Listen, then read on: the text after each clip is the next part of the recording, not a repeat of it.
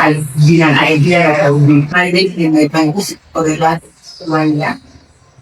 And the reason is because the medical manager or house helps or house girl, people that in the industry are such a big and important component in our families and in our households. And we can now the people who leave our houses to our children too.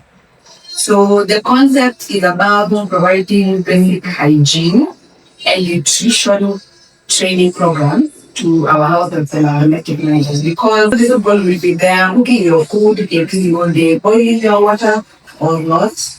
And they themselves as well eat the same and sometimes they end up drinking it alcohol. And I think they also take care of your newborn.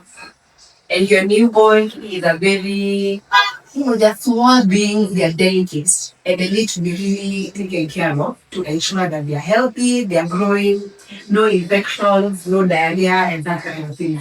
So the program is about training house helps, house managers, and domestic managers, and even day bags, so that they can be able to be well equipped with different skills in the line of hygiene, nutrition, taking care of the children, all the newborns, and the animals, and even school going children.